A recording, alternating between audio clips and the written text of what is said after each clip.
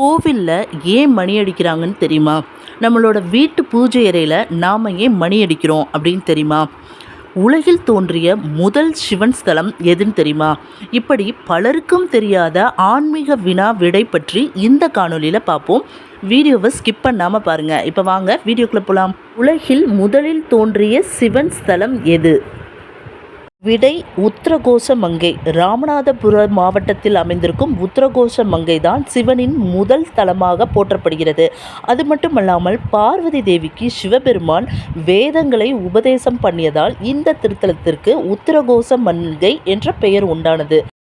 கேள்வி 2.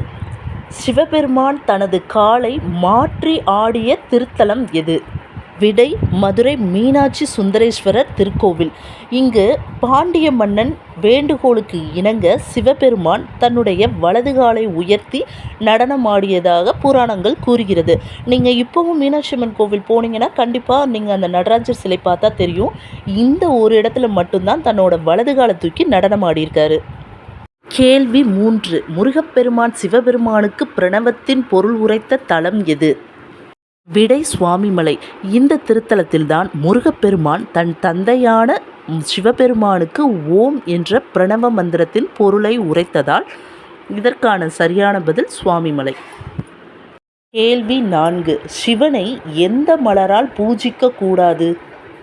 விடை தாளம்பூ. ஒருமுறை பிரம்மதேவனுக்கு இந்த தாளம்பூ சிவனுக்கு எதிராக பொய் சாட்சி கூறியதால் அன்றிலிருந்து தாளம்பூவை சிவபெருமானுக்கு சூட்டுவது கிடையாது. சிவபெருமானுக்கு உகந்த ஒரு இலை அப்படின்னா அது வில்வ இலை தான். கேள்வி 5. தேவேந்திரனின் வாகனமான யானையின் பெயர் என்ன? விடை ஐராவதம். இது தேவர்களின் தலைவரான இந்திரனின் வாகனமாக போற்றப்படுகிறது.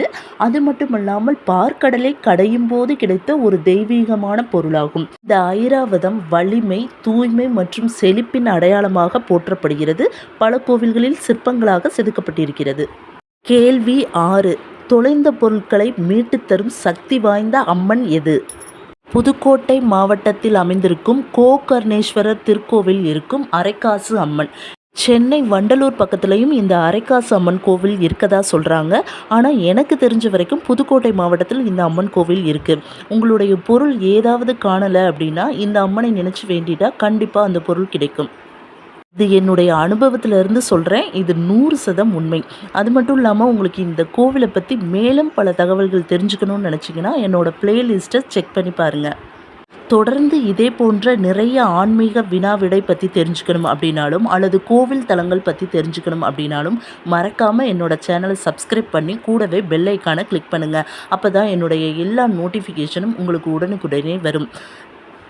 உங்களுக்கு இந்த வீடியோ பிடிச்சிருக்கும் அப்படின்னு நம்புகிறேன். இதே போல் மற்றொரு வீடியோட நாளைக்கு பார்க்கலாம். தேங்க்ஸ் ஃபார் வாட்சிங்.